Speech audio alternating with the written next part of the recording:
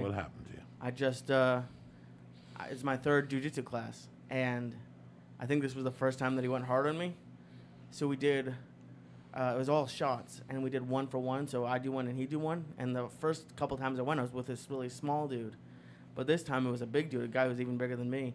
And after that 4 minutes, I got like 45 minutes through class, and I had to stop. It's an hour and a half class, and I just couldn't. After 45 minutes, I thought I was gonna, because the only other time I've thrown up in sports is freshman football practice, and it was hot in the summer, and I had all those pads on, and that fucking gi. Jiu-jitsu, grappling?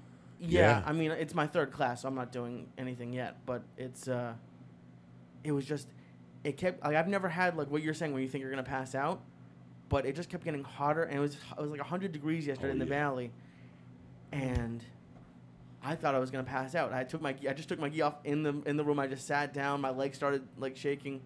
It was bad. I'm worried about you. You said you haven't done anything, and it's your third class, and you thought you were going to die? It was, what it was, it's shots. So it's like you're sliding in there, and you have to lift the other person up and throw them, and then get up, and then they do it to you, and then you have to get up and do it, and you're not supposed to stop.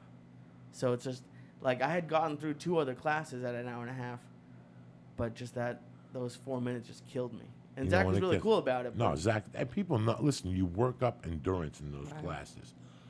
You know, people always go, well, I got to get in shape to go in there. No, you don't. You're going to get in shape while you're going in there. Right. If you go to a strength training class at the YMCA and you haven't worked out in a year, the first fucking 2 weeks going to be a little rough. But then you get the breathing technique down, you start eating better, you sleep the night before, and there's just little adjustments that you make. And the same thing with jiu-jitsu. I told you that it was like the first time when in jiu-jitsu I saw stars. I left there like in shock. Like, like my body was in fucking shock. Like, what the fuck just happened to me? I was on my back breathing heavy. You can't breathe. Oh, yeah, I couldn't. It's hot, so the air is on the bottom. It's kind of warm, and that gi makes it 2,000 times hotter. Quicker. Your body can't handle it if you're not used to it. I couldn't cool down. Because when I first started feeling sick, I just stood up and was like, okay, I'll just take a few minutes. But it kept getting hotter. Usually, like I learned in wrestling to, like, raise your arms above your head so you can breathe and all that stuff. But I had to turn one of those fans on that they have in the windows, and I just sat underneath it. I was like, I can't fucking. And next week you do 47 minutes. Right.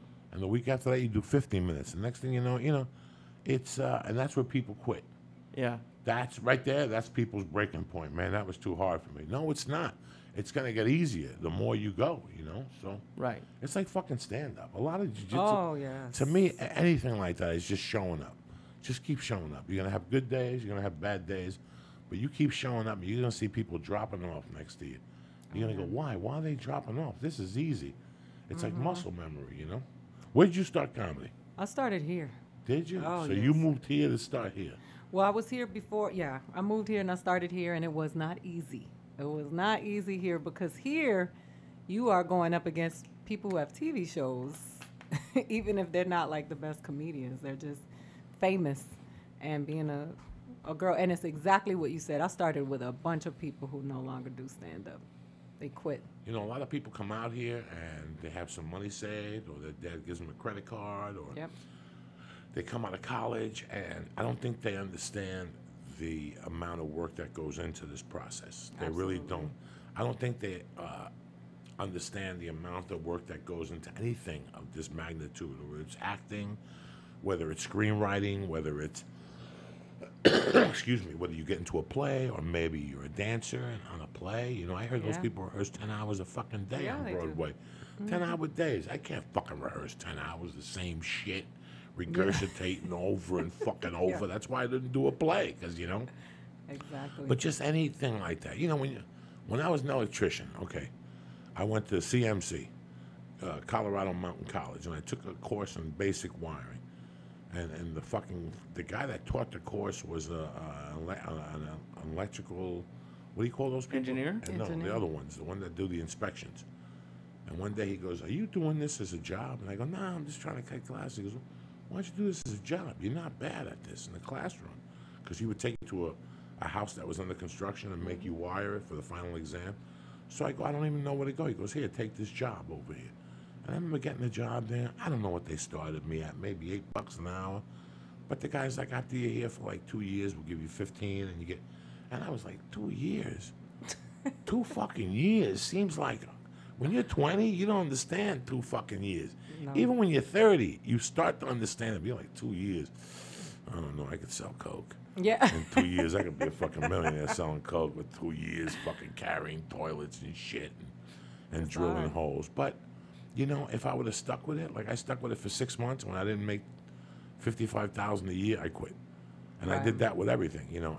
But I knew that once I got into comedy, I knew that for me to even get to first base, I had to work my ass off. Right. You know. But you love doing it, though. Fuck yeah, I love doing it. I watch you. You're one of the people that I watch. Because I can tell who's lying on stage. And some people lie and win. And then I can tell who's, like, telling their truth. And I always watch you. And I'm like, wow, I can't wait to get to that right there. Well, it's a process because you try to okey-doke your feelings. Yes. Society okey-dokes your feelings. And with me, I saw Doug Stanhope in '96. And I had never seen anybody that honest on stage. Like everything, my girlfriend and me just broke up. You know, all that. I just came back from supporting the troops. How about a big round of applause for the troop? There was none of that shit. He went into it about his mother's tits, that she bent over and his mother's pussy like a spider. You know, and I'm sitting there going, no, he did not. Yes. And that's the bitter truth is the whole thing. It's the whole thing with stand-up. And I know what you're saying when you go down to a club. You know, you know the people who come here, get a big-time agent, and now they're working for a TV show and a deal. And you can tell once the deal comes along, they'll stop doing stand-up. Yeah. And what a mistake that is. Absolutely it is. You know, and I saw a lot of those people here. It's like when these Saturday Night Live guys, they get fired and they try to do stand-up. And it's the worst thing you've ever seen in your life because what you do on Saturday Night Live is bad enough. You know, it's bad enough. Now you're going to do the fucking art of stand-up, and you can't really transcend it. They think in their mind, I could do this for 45 minutes. So many people. Fuck you. That's right. Fuck you. Yeah. That shit on TV with a fucking director saying cut and all the ADs and all the fucking interns from NYU giggling. They just happen to be on the set with those dirty fucks. And they're all giggling. Look how funny they are. Those motherfuckers go out into the world. Beyond that, I got to tell you, I went home and I was going through the channels and I stopped on Seth Rogen? No, the guy that from San, the one that has like the news channel. Oh, the late night And show. I left it on and I was in the kitchen feeding the cats. Oh, Myers. Brushing There the you go. cats. That's not good. Right. That's not that good. That Right. guy sneaked into. That guy's part of those people that wear the glasses. And Well, Lorne Michaels produces all those shows, Yeah. so that just... It's the same clip. it's really fucking wild how you see that and you're like, this is a part of that we were talking about last night. Oh, yeah. With those dudes that grow the thick mustaches so people could come after them and say, I love The your artsy mustache. guys. Yeah, the artsy guys, which in the end of the day, they don't really make you laugh. They're just blowing smoke up your ass with intelligent words. And you sit there, oh, he's so thought-provoking. He's a fucking mutt, is what he is. He's a fucking mutt. That guy can't tell the truth to himself. Absolutely. If he had a fucking good day, he couldn't tell the truth. Have you guys ever seen someone who, like, let's say was doing that kind of comedy, like telling their truth, but then the audience just hates it? Like, how that must suck if you get, like, finally, like, open up yourself and they just, like, no audience, like, everyone hates you. Well, it depends how you open up yourself. Yeah, I agree. If you go up on stage and say, I just got cancer, they're going to fucking hate it, too. You know, they got a cousin who got cancer. If you go up there and say, I went to the doctor because I had an itch in my nutsack, and I got blown AIDS, you know. But if there's a way to say it, for it to be subtle and for you to get a laugh, and for them to sympathize with you, but at the same time laugh. Like Tig Notaro, when when she had the breast cancer. She Right. was really, really clever about, and it was that same day that she went on stage.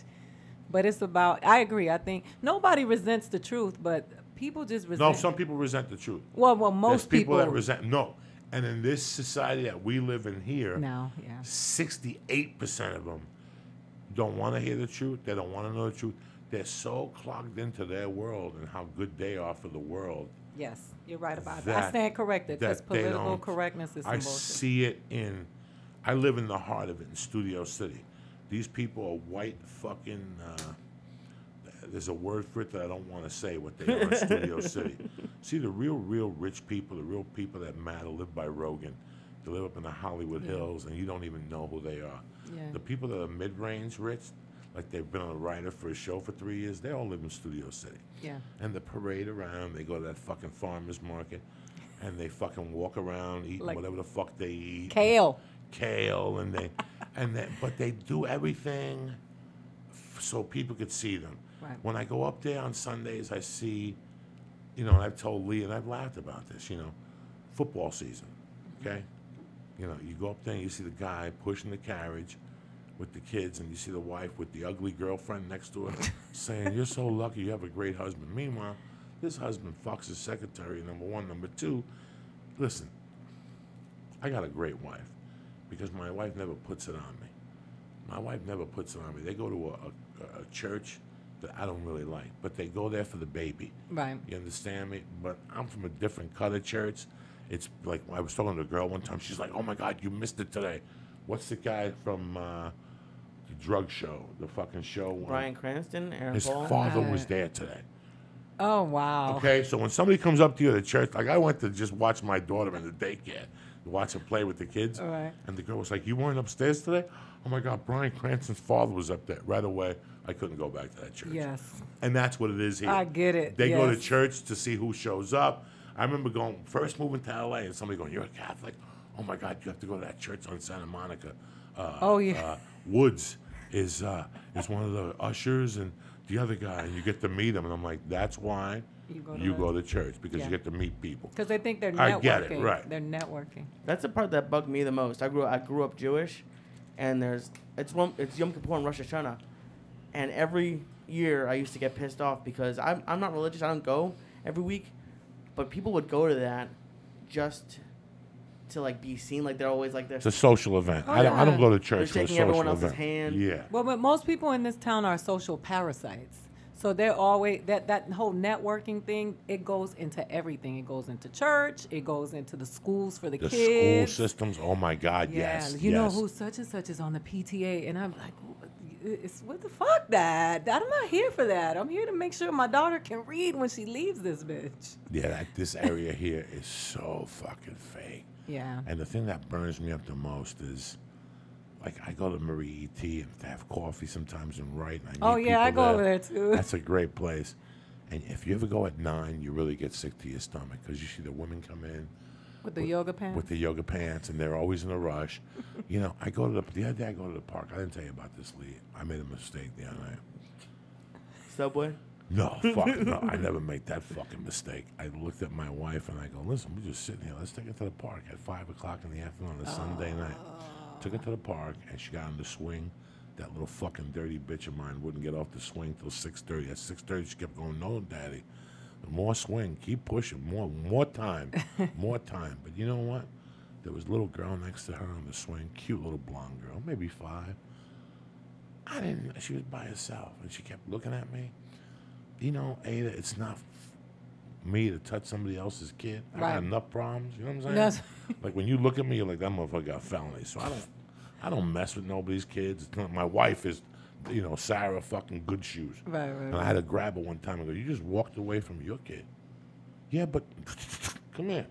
That's the number one kid. That's there. You worry right. about- That's so- that could be a Mexican trap. You go over there to help, and your kid's in a fucking van on the way to Tijuana.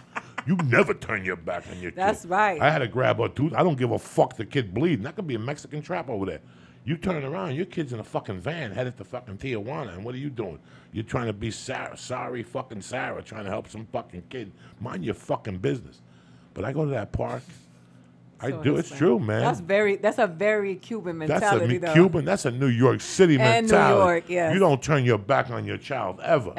Ever. I don't turn my back. People come up to me and tell, "Oh my God, I love you." That's great, dog, but not right now. I know. Because I can't look you in the eye. This is what I'm looking at right there. I'm looking at that thing playing. I don't give a fuck about the podcast or what you think or whatever show we worked on together. Do you remember me? I'm friends with Cynthia, and she worked on that show with you, the makeup girl. Remember, she has a daughter. Listen, I don't give a fuck, okay? I got my child over there playing in rocks, and you want to come over here and tell me a long-winded story. Get the fuck out of here. Get the fuck out of here. I love this truth, though. I grew up in a house with this. It's This is dumb. what I grew up in a house. Well, that's the thing. You know, it's the truth, and people cannot handle it. Like, I've had the last year, once I hit 49, something took over me. When I hit 45, something took over. When I stopped doing cocaine, the real Cuban in me came out. Oh, yeah. because I remembered that before I was a comedian and before I had to shake somebody's hand because they were at the comedy store or whatever, I'm a man. That's right. And I had to act like a man acts. And a man don't act like that. Like, look who's here. Oh, my God. You know, we go there because they go there. Oh, really? I'll go freeze my balls off because, you know, I'm just surrounded by fucking sheep in this town. Right. But that's the first thing I focused. Then the number two thing I focused was, I'm too old. Like, once I hit 50, wait a second. Let me tell you something. I wasn't even supposed to hit 30. I wasn't. I'm telling you, I wasn't supposed to hit 30.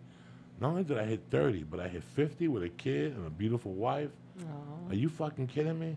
I'm going to say whatever the fuck I want to say from now. What are you going to do? Not put me on your stupid TV show? That ship sailed.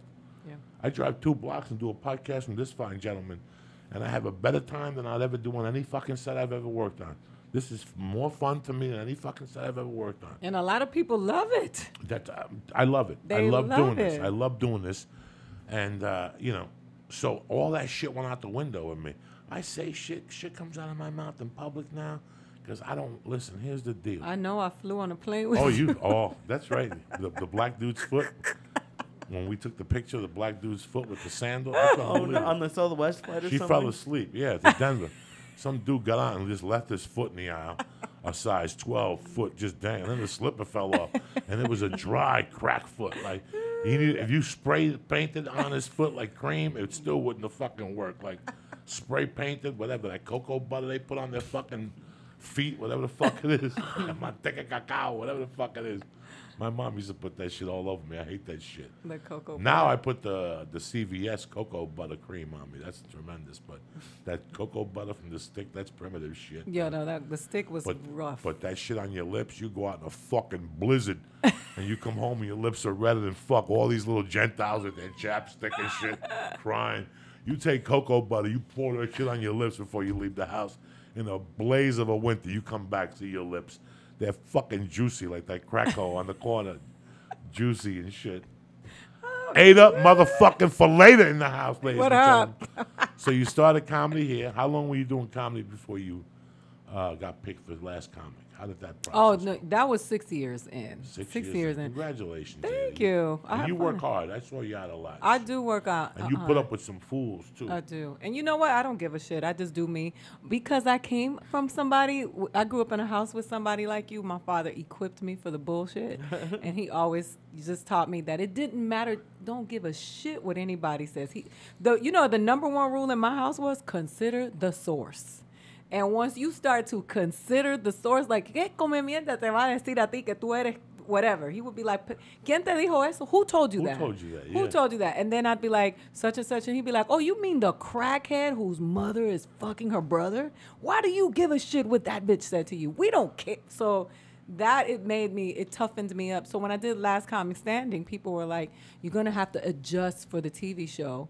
And I just went in and I did my own thing. And they said, okay. They didn't ask me to change because I can't change who I am. I'm not 20. You know, I grew up hardcore. What were you doing before comedy? I was writing, stand up. I mean, I was acting and writing. What'd you do for work since you were 18?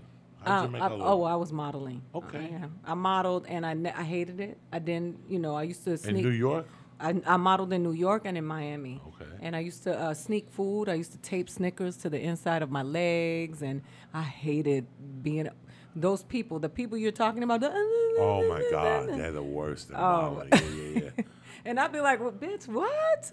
And they'd be, oh, we don't use that language here. Really, everybody here is having sex with everybody. They're doing cocaine, smoking cigarettes, but I can't say fuck and bitch. Really, get out. I'm out. I don't No. I don't belong It's a here. horrible life with these people. It's fucking horrible. The land of make believe. So, and then my dad would be like, I'd come home and I have to eat the rice and beans. It'd be they'd be like, what you mean a salad? Oh, yeah, you're gonna eat avocados and onions on the side of your food, but you're gonna eat your food. What would your parents say if you turned vegan? Oh man, it's a sin, it's a crime, and you get clowned. I mean, I tried to be vegan, and my father was like, if you don't eat that steak, I'm going to get my belt.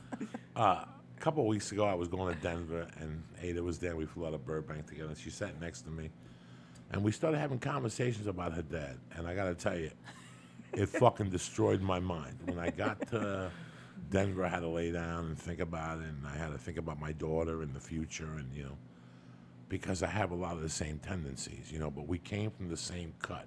Yeah. Now, again, I don't want people to get the wrong impression. There's two types of Cubans. Yeah. There's Pasadena Cubans who don't know they got black blood in them and they parade themselves. They won't even listen to mambo music in the house. And then you got Cubans from this cut that your dad and my mom came from. Yes. That they grew up, you know, when I was a kid, my mom would always go, you know, why do you have a scarf on? I put a scarf. Remember in the 70s, you put a scarf in with a nut? And my mom would say, what are you, Rock Hudson? Oh, that's so funny. Did I tell you about this? Yeah, No. on the plane. And my mom would always say, well, my mom died in 79. And when I was a kid, whenever I would comb my hair on the wrong side, I think you're supposed to part on the left side. Yes. Whenever I would part on the right side, my mom would go, what are you, Rock Hudson? And for years, I kept saying, why do you fucking call me Rock Hudson? And she goes, Rock Hudson's a fag. And I go, what the fuck? What the fuck are you talking? Because growing up, she told me everybody was gay. Bruce Lee was gay. Oh, absolutely. Elvis was gay. You know, that was their sense of humor. Batman was a fag. When she told me Batman was a fag, it broke me. Yeah. It broke me for two. And then she would sing me the song, Batman, el maricón, Batman, mamá me la pinga, Batman, coge el culo, Batman, Batman. I would sit there, Batman is not a fag. So when she told me about Rock Hudson, she just cracked me. I'm like, that's it. And I was a little older. If she died when I was 15, this is when I was about 12 or 13, and she goes, what are you talking about? He's gay. He's gay. And I'm like, Ma, he played cowboy. He did this movie. And I go, how do you know that? She goes, when I was a little girl and he would come to town, what do you think I'd do? Sit in my house, poor? I'd go down, I'd put my best dress on, and me and 18 girls would go down there and see who could suck his dick first. And he wouldn't leave his hotel room. He'd be up there with a young man. Yeah. And I'm like, Ma, come on. She had gaydar. And 85, he came out gay, and I had to fucking put a candle in her grave because she wasn't right. lying to me. You She know? was right. My mom's favorite expression was, Ma, I don't like that steak. And she would look at me and go, I don't like sucking dick either, but somebody's got to do it. I would fucking crack. Like, it took me 12 years to even want to know what sucking dick meant. Yeah. Like, she'd say, Mama, binga. And I would make believe like I didn't even hear it. Like, ah. Like, Oh, I know yeah. Mama and I know pinga. Together, That doesn't go together. it doesn't go together and shit. My mom don't suck no dick. But that's how they talked at the house. And you were just telling me story after story yeah. about your dad and how he would go to school and watch you and say, I'm Oh, yeah. watching you and shit. Oh, yeah, he used to Threaten stalk me your at school. boyfriends. And I have the same tendencies. I have a friend, and they have an 8-year-old girl. And I love her like she's my own daughter. Like, I love her. Mm-hmm. They're Filipino. Today I found a basketball camp for her on Groupon Oh, dude. for like $85 for a month. And he's like, thank you, bro. He goes, you really like Jade, don't you? I love Jade. I've known Jade since he was 3. You know, I like girls, you know? So I could just imagine, like, as they get older, I get involved and stuff. I have a daughter, Ada, that's 25. Oh, and you when told she me. was 3, she was having a problem with her daycare in Boulder at Gentile. This is the capital of Gentile. Some kid kept biting her. Oh, yeah. And I remember telling her, like, you got to go in there and punch him in the mouth. And she would look Oh, at me yeah. like, Daddy, I don't know what you're talking about. I go, just punch him in the mouth. He'll never bite you again. And sure enough, one day I got the call. She smacked the kid. The kid never bit her again. And the mother's like, I wonder where she got that from. Like, it was unheard of to them. Right. But my Cuban blood, that's how you stop a kid Yeah. biting you in the fucking hand, you know. Yeah, my dad used to tell us, you hit him in the head with a stick. Find a stick. You hit him as hard as you can, and then you run home. I got it from there. And we listened. Because I would rather hit you on the head with a stick than to go home and have to deal with him. And those were the consequences. And my brother hit this kid in the back of the head one time because he was beating up my other brother, and hit him in the back of the head and ran home. And my father was like, olvídate eso, olvídate. That means forget about it. I got it. And that was how we dealt with stuff. It's a different society. I get mad at my mother sometimes. Sometimes in the middle of the night I'll think of something. Right. And I'll say, what the fuck was she thinking? And then I'll go, Jesus Christ, at least she didn't lie to me. Yeah, I agree. You know, I have cousins in Miami that their father went to jail, and they were never told he went to jail. They told me he went to college. That was the big thing in a lot of Cuban houses and a lot of homes. He's going away to college. He's working on a ranch in Montana. El ejército. El ejército, whatever to the that means the army. And then later on, 20 years later, they find out and they get mad. My mom told me everything as it came up. Now Yeah, that I me think too. about it. Like by the age of 6, I already, like my mom used to have a birthday party for me every year. And she'd have 2 piñatas, one for the kids and one for the adults. The ones for the kids was straight up. The ones for the adults had a little cocaine in aluminum foil. When they would pull it, my mom would go, "Hey, get in there, pick up the aluminum foils from mommy, bring them back to mommy." You know, like I knew what was going on. I didn't like it. I wouldn't tell my friends. I wasn't allowed to tell my friends that Right. my mommy and daddy do coke. That was not the way they raised me. I wasn't allowed to even talk. Oh, you always said no. No, Everything they mira ask you- oye calla. The Yeah. 3 monkeys. That's Yeah. the rule of the house. Whatever happens in this house, you look, no ears, no. It was, Yeah. you know. Do I want to raise my daughter like that? There's so many aspects of that raising that you have to pass on. You told me something today that your dad used to always tell you. Oh, every day was a different saying. It was like, you know, he used to be so. We sit around now and we make fun of him and we talk about like all the different sayings that he used to say. But he used to always say, you know, tell me who you hang with and I'll tell you who you are. Dime con quién anda y te digo quién eres. Like he used to observe all of our friends. Like I brought this girlfriend of mine home and my father was like, esa puta. She's a whore. And I was like, what do you mean? How do you know that by just looking at her? He said, esa tiene corte de puta. Like, she's cut like a hoe. And I know a hoe when I see a hoe because I know hoes. How old were you when he started talking to you Oh, like I this? was young. I was young. That was 12. And he talked to you and all your All brothers of and us, sisters like that? all of us, it used to be like that. It was an Or he extreme. pull you to the side and go, oh, God. Yeah, no. With her, he'd be like, this one right here is a hoe.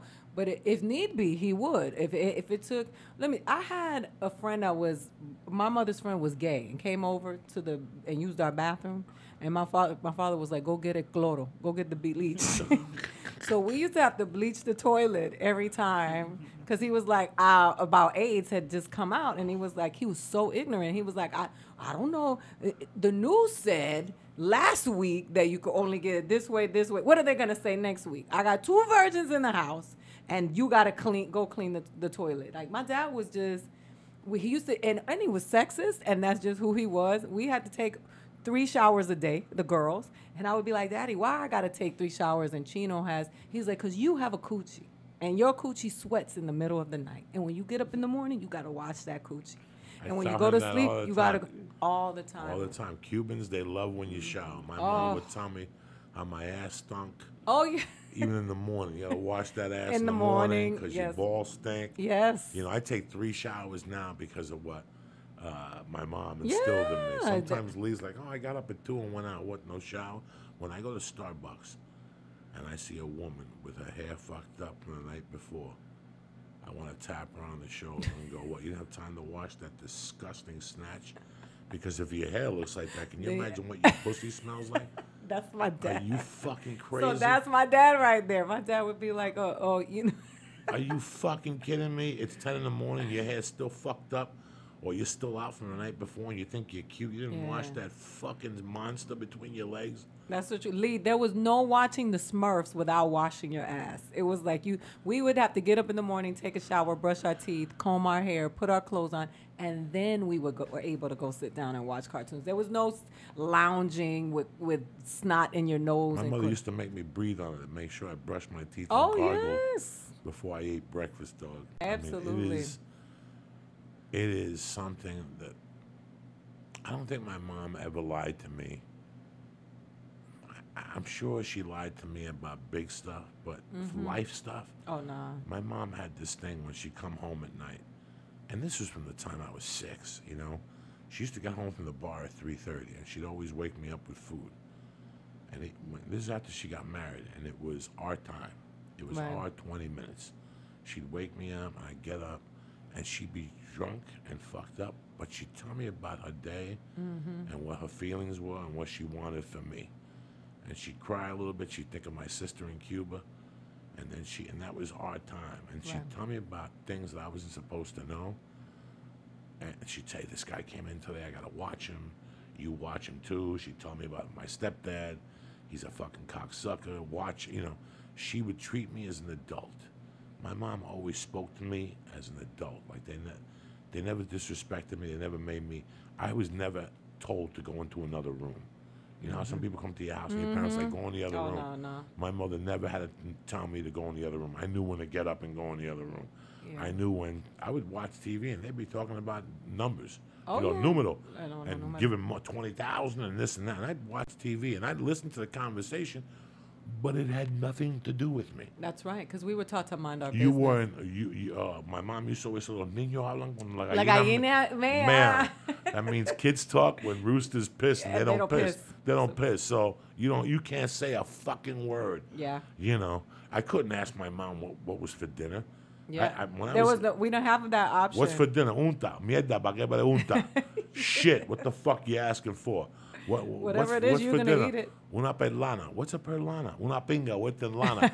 That means a big dick wrapped up in cotton or some shit. I mean, dog, that's how they talk to you. So Yeah. you knew where you stood, you know. I have you know who is very touchy? My wife. If I bring something home, she has to, and there was an expression in mine, no toque nada, toque te culo. That means don't touch nothing, touch your ass. Touch your own ass. You don't gotta touch nothing. You know those people that want to look? You don't gotta look at nothing. Go fuck yourself. You know, they were, and it taught me, you know, it's like we were having a comment, and Lee thinks I'm crazy. About what? Like a lot of times you'll bring something up, and I go, it doesn't even matter. It's like tonight, my wife got a hotel in San Diego. I swear to God, she goes, listen, I don't know if you know this hotel in San Diego is non-smoking. I go, I'm still gonna, like, it blew her mind. I go, you know me 15 years. I go, every hotel I go to is non-smoking. She goes, oh. Yeah, every hotel I go to, and whether it's non-smoking or not, I'm still gonna smoke. I have to think about stuff now before I call you about things. I'm like, what would he say if I told him this? Oh yeah, because he kills, you know. And I still mess up like once or twice a week. Like there's something new. Yesterday I was at the Y, and I saw a black lady who the most thing she wanted in this life was to be white. When she wakes up in the morning, every morning she looks at her skin, she starts crying for 10 minutes. This lady wanted to be white so bad. You ever been to the North Hollywood Y? I have. It's a thin fucking hallway. Yeah. Where do you think this fucking white wannabe stood? Right in the middle, talking to a Chinese chick who spoke Russian. I was like, hi, and I'm like, I can't believe I'm living through this. So I was waiting for my wife and my daughter to come out of the swimming pool. I had just swam with them. I came out first, and I'm sitting there, and I'm listening to this black chick. And people are going up there going, excuse me. You know, people with 8 kids. Like, you're in the fucking middle. And you want to be white, but you're failing the number one prerequisite. You know what I'm saying? Which you're in the way. Get the fuck out of the way. And the Chinese woman, you could see she wanted to get away. Okay, see you at the school benefit. And let me tell you something. I got your but she wasn't talking black, I'm sorry. I got your email and blah, blah. And finally I go, oh my God. And she just looked at me and she got the hint. And the fucking thing broke. Like, I got to say I can't do it no more. You got to the point where that's how my dad is. I had to chip in. I had to help this poor fucking Chinese lady out. She wanted to get the fuck out of there, and whatever this lady just wanted to talk. They want to talk. They do. You ever go to a meeting? Yes. You ever get a call to go to a network meeting or something? They want to talk. And you sit there, and the whole time they're talking, all you're thinking about is driving on the 405. Yeah. Every minute, you're looking at the clock going, they're talking about nothing. And I got to go back. Why did I even come down here? Because God forbid they can't tell their friends they had the word meeting. Because it's so huge. I have a meeting today. Oh, you do? Well, oh, with some client, Lee Syatt. He's coming in to pitch a deal about dolphins. They won't. I don't like all that chitter-chatter. They have meetings about meetings in this town. Everybody was, let's do lunch. That's why I don't like text messages. I hate text messaging too. I don't want a fucking text message in my life because, yay, good. It's the people who like, so I sent you a key. It's information. Did it fit? Maybe I go, enough. After the second line, yes. We got to go to the phone. There's no reason to sit here and play this shit back and forth. Oh, this yes. is all unnecessary. Yes. All this stuff is unnecessary. It's like, I look at all that shit, like all that unnecessary stuff that and people... it's phony. It's disingenuous. It's how are you feeling today? I was worried about... No, you weren't. If you were, you would have picked the phone and called me and you would have heard my voice. I love... On the holidays, when I get texts from people, and I just erase them. I don't even open them. I just erase them because I don't. And then they'll see me a month later. Did you get my text? Not really. Oh my God, I sent one. I'll come in for a second. Do me a favor. When you want to contact someone in the holidays, either pick up the phone or don't. And they look at you like you're goofing. But like, it's true. They look at you like you're goofing. Like, no, dog. What the fuck? Wait, so you pressed the button and sent me out and I'm supposed to feel good about myself? Yeah. The people I love, I call. I That's take right, the time me out and I fucking too. call them and go, hey, bro, what's going on? I don't send no fucking mass text out to bother people. Hi, happy Thanksgiving. Go fuck yourself. You know I'm not crazy. You hear it. You I heard don't her. fucking send nothing Listen, back. Listen. Dog, I turned that fucking side of my phone off. Yep. Some guy sent me 6 texts the other day. Oh, The shit. call that he got was horrible. I want one of those. He called me 3 days later and apologized. He called me 3. That's how bad I made him feel. I'm like, are you fucking retarded? You could have called me, like trying to be motivational speaking and shit. You know what? One more fucking for good luck. Oh, shit. Fuck it. Yeah, this is the real deal. Okay, we're going deep tonight, ladies and gentlemen. Do you know that 37 years ago today I went to see the Rolling Stones for the first time? How was it? I was just listening to Beast of Burden in my That was the album. That was the tour, 1978. Some Girls album. And I almost seen them tonight. I like the Rolling Stones. I tried to talk my wife into going to Nashville tonight to see the Stones and Brad Paisley. And she wouldn't do it. I go, I'll tell you what, I'll fly in with you Tuesday. We'll eat dinner. We'll go see the Stones Wednesday night, and I'll leave Thursday morning. You shoot to your family. She's like, fuck them. I just saw those motherfuckers. That's dope. I'm so glad you said what you said about text messages because I feel the same way. I hate the All text. that nonsense. Yeah. I hate if there's something you could tell me. Listen, there's some people that I have in an email respect. I don't mind those people. Right, That absolutely. you have on an email thing. There's some people that they don't need to go past the email. There's information they have to send you. Absolutely. I agree with that. There's some people want to send you emails and you're like, I don't get this. There's a guy that keeps sending me fucking emails from a phone number. I Me erase them. too. He sends like little pictures. Yeah, 415. Oh or yeah, he something. sends it from his number. What is he doing? I just Who is this guy? I feel bad for him because I just erase him. I had a call, like I went to Sprint because I couldn't figure out the Wi-Fi. And I'm like, oh, something's wrong with my phone. Like, the lady's like, you know, you have like 200 text messages you haven't checked. And she goes, do you want to see who they are? And I looked at them the one day, and I wrote down the people, and I called them. I was like, let me ask you something. At what point don't you just call me?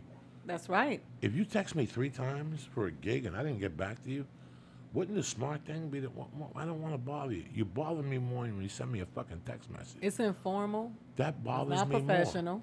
It's not a professional. When you send me a text message for a gig, I just erase it. If you're that fucking stupid and that ignorant, I just erase the fucking thing. See, I'm not crazy. Text messages are for directions, addresses, phone numbers, make a right. Here's the information. They're I don't not. want no text messages. Unless you're going to send me a fucking picture, you asshole, Oh, with whipped shit. cream on it. And even that's going to bother me.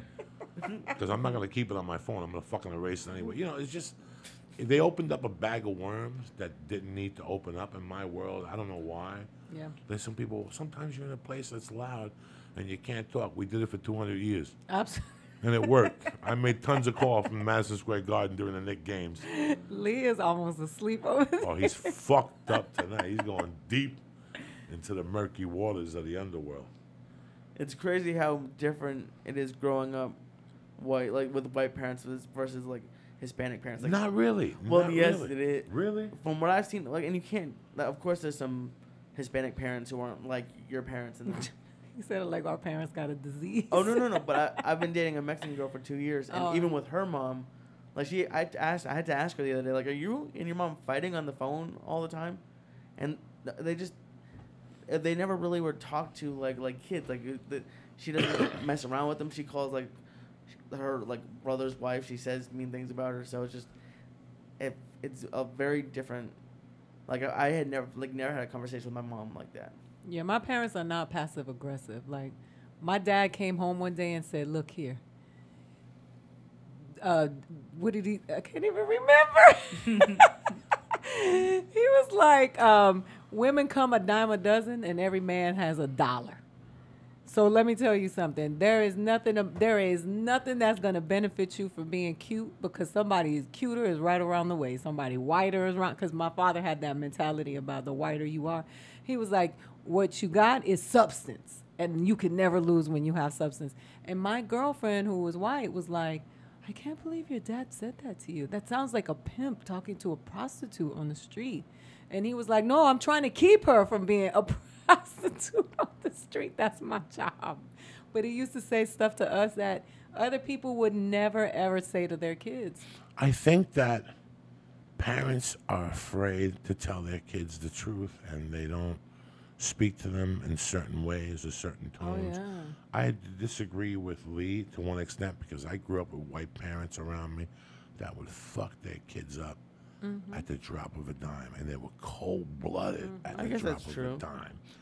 It's gotten, over the years, it's gotten a little bit looser. Oh, yeah. You know, I had friends growing up that they could say nonsense in the house. Like, I remember being at a friend of mine's house where he got into an argument with his dad about him considering a different religion in Boulder. And I was like in shock that the father was like, well, and I remember being at a friend of mine that was Irish's house, and he was just playing with his dad. And his dad's like, if that was ever to happen, I couldn't have you in my fucking house. I grew up with a kid that was Jewish, that was dating a Puerto Rican girl. Right. In high school, and everything was hunky-dory. And he told me, the father pulled him aside and said, when you go to Dartmouth, You can't. that's it. Or I take you out of the will, and there's no job when you get out of college, and there's no money. And I cut you off. Like, you're not allowed in my house. That was for high school. I can't. And most kids would die today. Oh, That yeah. what I just said, people at home going, oh, my God, that dad's a scumbag. Listen, bro, there's certain people, and he was Jewish. They were with the fucking thing on their head, and he would go to Midtown Manhattan every day. But he told his son, I can't have it. Your mom would have a heart attack if you married him. So before it even goes another step, it's not going to happen, and say goodbye. Oh, you know, a kid today would go, I'm in shambles. You're a racist. Oh, my God. You know, if my boy would have said that to his father would have knocked him out right there and then. Yep. You know, beat him, like busted his mouth and got his shit and thrown it away, and he wouldn't have been to Dartmouth or wherever the fuck he went, like whatever Division I school he went. He would have gone to a shit school, you know. I couldn't go home and tell my mother, I'm considering, being a florist. My mom would fucking argue with your mom about religion or something like that, going home and saying, I want to be a Buddhist. You know, Yeah. I had friends that would go home. My ex-wife's little sister used to say she'd at the dinner table, bro, that I wanted to punch in the mouth, not smack her. Punch. Because I could see that the dad came from my society. He was a lot older than I was, but I could see that his face would get red. Like, she would start arguments about Catholicism. Meanwhile, they're donating to a church every weekend. They have nuns at their house for breakfast and shit. And this young little hippie who's living, doesn't have a job, living in an apartment on campus, you know, is like, why do I have to be Catholic? You know, they're all perverts. And I could see the father was getting pissed. And I'm like, if this was my house, my mom would have grabbed me by the fucking neck already. Like, Yep. I grew up in a house that when my mom went to hit me, I had to keep my hands down. Yes. Because Cuban people believe that if you put your hands up You and are. you strike your mother, when you die, your hand pops up in the casket, and they have to Yes. break it to put it back in. When I heard that shit, I kept my hands to myself. I didn't want to be scared. I didn't want to be fucking Hitler saluting people at my wake and shit. Yes. Just popping your little arm up, and all of a sudden 20 Nazis pop out of the fucking flowers and shit. Yep, that's it. Yeah, my mom hit us with a broomstick. She hit us with a belt. She hit us with her shoe. My mom burnt a Bounty roll one time because I put my hands up.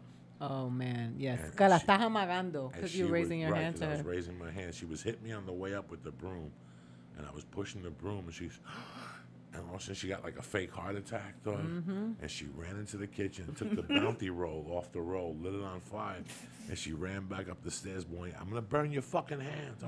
That's the house I grew up in, guys. Yeah. And I tell you what, man, I'm gonna tell you guys something that I have no ill will from my mom for hitting me. Yeah. I think that she fucked up because after a certain age, when she did come around, the damage is already done. Yeah. That's the only thing but my mother got caught up in her life. Mm-hmm. I got sick, and I'm in the hospital, her coming in and going, this is my fault. Oh. The last 2 years, I've been fucking around with you. I've been leaving you $20. She hated that I used to eat steakums. Oh, yeah. It would drive her fucking crazy. Do they still make steak? Yes, they do. They do. They're delicious. With some fucking raw onions and some American cheese. You melt that shit on a bun when things get bad. But things weren't bad in my house. Right. I just liked steakums. Right. And I ate them for 2 or 3 months straight for dinner. Oh my God. Steakums, 2 steakums with white bread, with hot sauce, picantico, with raw onion. Yeah. And Ore-Ida French fries, the steak fries. Oh, yeah. That's what I ate every night for dinner. And in my mother's world, I ate them too, Lee. that was horrific. In a Yeah. Cuban mother's world, Absolutely. that is like a sin. But she was busy. She tried to cook. She knew I didn't like leftover. You know, when I was growing up, the microwave just started showing his head. So it wasn't how it is now. A Cuban mom left you that food with no cover on it. Yeah. The whole refrigerator stunk. Yeah. I'd have fucking arroz con pollo with natilla. Yeah. And I'd bite into the natilla, which is like Cuban custard, and it tastes like onions. Yeah, you know? it was disgusting. Cuban people don't put lids on nothing. No. They just shoved shit into the Refrigerator. And I couldn't live like that. I fucking could not live like that. You got to wipe the soda cans before you put it to your lips because they taste like fucking garlic bread and shit. Oh, yeah. No. So, in the hospital, she goes, that's it. It's all over. And I think before she died, that hospital run was like September 28th to November 9th. I think I gained 15 pounds because she started making potajes every Oh, night. yeah. We And see I started them. lifting weight, like that Cuban stew, potatoes and beef, and Yeah. the chicken's head. Chicharrones. Yeah, and all that shit. I mean, she started really. Lenteja. But it was too late at that time. She had already given me, you know, I got left back, and my mom never knew it. I got left back in the 6th grade. Wow. In the 7th grade, my mom never knew it because at that time she had the bar, and she gave me so much trust. Like, I never had the balls to go back and say, you know, I got left back. Because she had put all this trust in me. Right. Like, she had stopped waking me up. She had stopped making breakfast at that time. It was over. This is all your job now. I did it for a long time. I was thinking about that. Do you think maybe your mom knew, but was like kind of like holding it, like just seeing what would happen, like, because sometimes moms know shit like that. I think my mom knew I was smoking pot. Not a lot. I think my mom knew I was drinking a little bit, but not a lot. I was a jock. Right. I had good grades. You know, that summer school, that thing I failed was because I fell in love. Oh, isn't And that always I the started case? dry humping some young girl, and she told me she was going to give me the pussy on the first day of summer. So I couldn't even think about school. I kept thinking what her pussy looked like. I didn't know Ada. I didn't, you know what I'm saying? The mind of a young man. Of a young man, of a That's fucking right. 13, 12-year-old, you know, and I was in love. I really loved Ada. She broke my fucking heart. Like, What's her name? Her name is Nurka. Oh, A wait, Cuban wait. girl. She was Cuban. New York, I see. Nurka Ariza. She was a Cuban girl. And it was just, there was this fucking, I just fell in love with her. She was dark-skinned like you, but with blonde hair. She was that Cuban with blue eyes. Oh, yeah. The brother was beautiful. The father was like a Cuban model.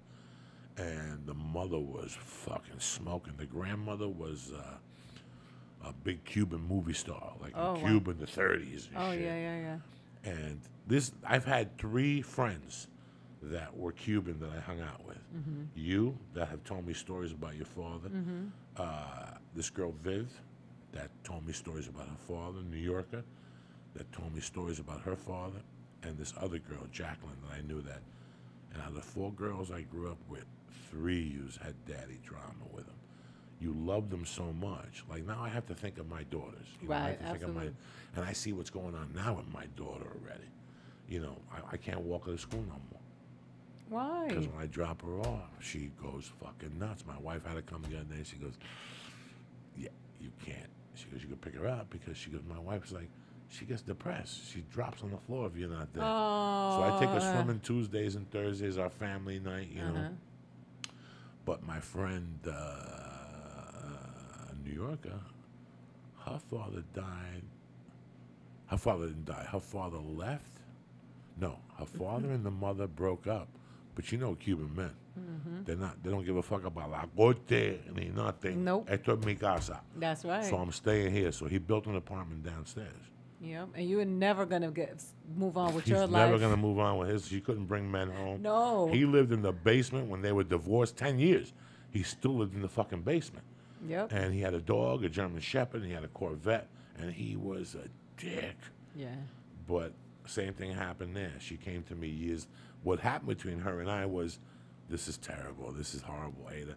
I used to dry hump her, the whole thing. We never really had sex. And then the summer came, and she told me she wasn't ready to have sex yet. She was still a young girl. We were in the fucking 6th grade, 7th grade, you know. She barely had titties, and I went nuts. But finally, like in the summer of 7th grade, she took her titty out.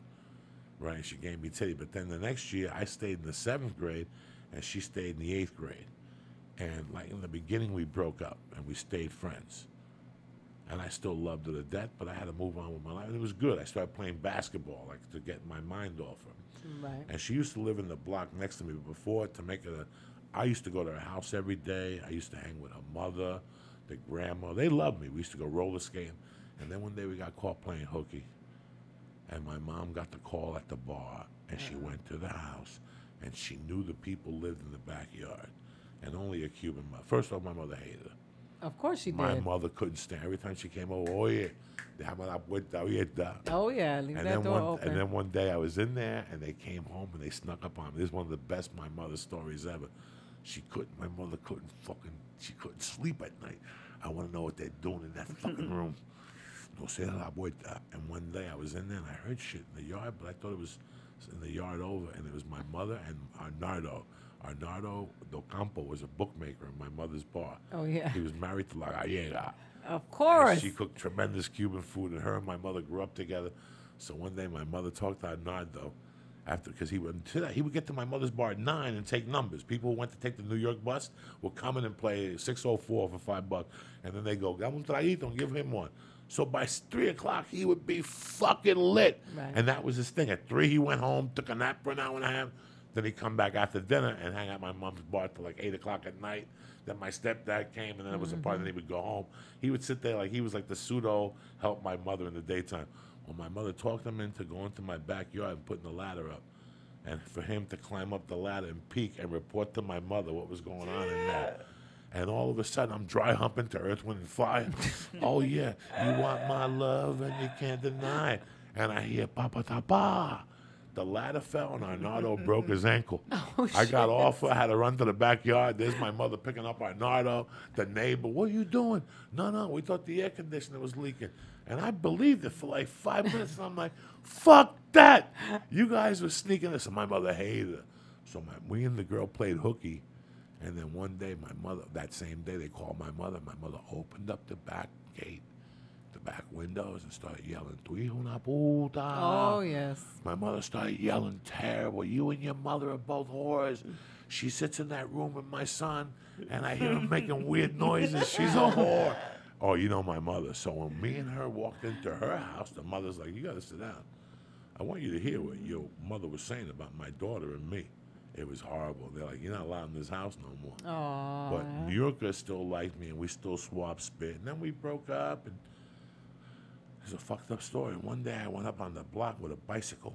My buddy used to steal bicycles. He was a Puerto Rican kid, and he'd be given to this Cuban kid, Valentin Ferro. Valentin Ferro was a street mechanic. He would spray paint the bike and take the numbers off and put different handlebars in the bike. So I come out of my house. Valentin lived right next door to me. So he goes, "Cokes, where you going?" I go, "I'm going to Charles Court." He goes, "Take this bike and let me know what you think." So I took the bike, and as I'm riding the bike, the steering wheel would move without the tire. Oh, yeah, You know what I'm saying? So I rode up the hill. I knew it, so I rode up the hill, and I was just going to put it down, play with the kids, and fuck around. New York, I picked up the bike and started riding around the hill. We lived on a cul-de-sac. Charles Court was one of those streets, like a circle. Oh, yeah. But the top was a fucking hill when you went down. Oh, shit. So she took the bike while we were playing two-hand touch. Lee, you know where this is. Oh, my God, this is terrible. She took the bike while we were playing two-hand touch, but we were more on this side of the oval. So when she took the bike, like, "New Yorker, come back. And we ran this way to get her, to meet her in the bottom of the hill. And when me and my buddy got to the bottom, we're like, "Stop, the steering wheel." We went to go for the bike. She turned it and went over the handlebar, bro. Oh, shit. She landed on the head. We picked her up. She was okay. We all went home. The next day I went to school, and they're like, "You didn't hear what happened?" I go, no, New York is in the hospital. She had a coma. She's in a coma. She might die. Oh my God. She had a blood clot in her head, and she had to take the. But listen, even bald, she won homecoming queen as a freshman. That's how bad that bitch was. Coma and all. Y era flaquita, right? She was skinny, like thin, like you, built like you, like thin and long. And her mother, no, but after she got hit in the head, her tits got huge. Her tits got like triple D. They were monster size. They said, puso loquita. She started giving out pussy and shit. Aww. So me, I didn't do nothing, right? I felt, I had heard this shit. I wasn't in love with her no more. Like, I was already brokenhearted. And I was a junior in high school. I was living with the Benders. And one Sunday night, Mr. Bender's like, there's a hot girl at the door. I go, for me? And he's like, get out there, hurry up. And I go out there, it's New York with a low-cut shirt. She goes, can I talk to you for a second? I go, what's up? She's like, listen, man, me and my boyfriend broke up. I want to know if you want to take me to the prom. Oh. And I'm like, let me think of, I didn't know I had the girl I was kind of dating. And then she got violent. She's like, you don't take me. She goes, if you take me to the prom, I'll give you the best night you ever fucking had in your life. Oh, wow. And she's like, in fact, I'll take you in a car right now and rough you up. For me, I was a little half a fag. I'm like, not right now because I'm not feeling well. I'm watching football. I swear to God, dog, she was saying dirty shit to me. I couldn't handle it. I could not handle it. She got crazy. The bump in the head like just made her go crazy. And today she won't talk to me on Facebook. She won't even be my friend. Why? She bumped into a friend of mine. My friend bumped into her at some office, and my friend goes, I still talk to Coco. She goes, you know what, man? I don't want to talk to him. When I was a kid, I still feel it was him and the other guy who pushed me off that bike. And I tried to reach out to her, and no, she didn't say nothing. So I moved on with my life. What am I going to do? I loved her, and she was my friend. But you didn't push her off the bike. I didn't push her off the bike. No. That's not in my DNA. No, I don't think it was. No. I liked her we were kids, bro. When you're kids, we were kids. You know, we were fucked up, but we wouldn't. They probably put that in her head, though. Probably somebody lived there, something like that. You know, no, because after she came out of the hospital, I went to her house every day. Her mother was cool with me. They told him the truth. He didn't push me. We went for the bike. We explained the thing was fucking loose. Because the brother at that time, he had heard what my mother did. And he didn't like me too much at the time. He was kind of mad. But the people who were there told him what happened. But before that dumb fuck came to my house with his father with the Corvette. And my Cuban dad was out there, Juan, the crazy one, the one that's Abacua, that they dedicate their life to San Lazaro. They don't even like, if they walk in a room, a gay guy can't be in the room. Right. Like, that's how fucking, they don't eat pussy. You know that. Yeah. That style of Cuban don't eat pussy and shit. And I'll never forget, he was outside mowing the lawn, and I was doing something on the balcony at the front of the house. And we saw the Corvette pulling up. And I go, Papa, ese fue tipo. That's the dude who said that I pushed New Yorker. That's the father in Albee. And I'll never forget that my father looked at me. He had like the white wife beater, like camiseta china. You know what that is, the Chinese Cuban shirt? Yes. With the buttons. He had white shorts on with his white little flip-flops on. And he walked over, and I seen him doing something in the bush. And he pulled the 45 out of the bush. But he didn't pull it up to shoot or nothing. He pulled it up, and he straightened up, and he just had the gun on his side. And you could see that Albie and his dad saw the gun. They put that vet into reverse. And that was the end of that fucking thing. They never said nothing again, so. But I know that she had a lot of problems with her dad years later, like he wouldn't talk to her. Then I went to school with another girl. I'm still very tight with her and her husband. And the father, when she was 15, the father told the mother, Mina, two things. She can't have those shorts on. Oh, no. That's number one. Absolutely. And number two, that little kid can't come in this house. Yep. And the mother said, Jesus, whatever your name is, they're kids. They're not doing anything. And she goes, listen, I was a kid at one time, too. Oh, yeah. I'm going to tell you another time. I don't want the kid in the house. She's not ready for it. She was 15 or 16. And those shorts, she can't wear them. The next day, the father came home. The kid was on the couch, and she had the shorts on. He went downstairs, packed his bags, and left. He just showed up 2 years ago to see her baby. Cuban dads are fucking crazy, bro. Yeah. No, you know what? The short shorts and the shirts with the low cuts, we were not allowed to wear any of that. That's sitting on your uncle's lap. Like my dad was like, No no, disrespect at all. Nothing. no, he was nothing. so Couldn't jump on men. no, No, no, y nothing. que no le pele los dientes. ¿A quién tú le estás pelando los dientes? Like all that cheesing and smiling when a man would come to the house. Yeah. He'd be like, go to the room and go put your teeth away, because those teeth are not for you to be showing to other men. It was extreme. Like my dad did not play this shit. I read a book by John Leguizamo, and he says in the book that Latin men are, spoiled by their mother. Mm-hmm. They're kings. My mother spoiled me, and I always say that if my mom wouldn't have died, not that I would have turned out weak, because my mom had my back. You know, moms have everything. You can tell them whatever. Right. It was that I had the muscles, but I would have never used them. Right. You know, I had the DNA. My mother came from a family of 9. My dad was a street hustler. He got into the numbers. They came from Cuba with nothing, and they made a ton of fucking money. She had 2 bars. Right. You know, and I respect that. So I had the muscles, but I was never going to have to use them because I was raised spoiled. But she also put, like, my mother, when I was 5, like, pushed women on me. Like, not sexually, but, what do you think of that woman? Yes, just to check you, to check your me. temperature. My mom, I tell stories about her playing cards with other hot women. My mom was hot. She played cards with other hot women. And you know how Spanish women, Sir Walter, where'd you get those boots from? Let me try them on. I love your skirt. And they would switch skirts, and I'd be 5. And my head would blow up. And my mom would look at me and go, Míralo, all right, we got something to work with. Uh-huh. You know, and the ladies would go, wow. And then my mom would make me put underwear on and make me dance for the women.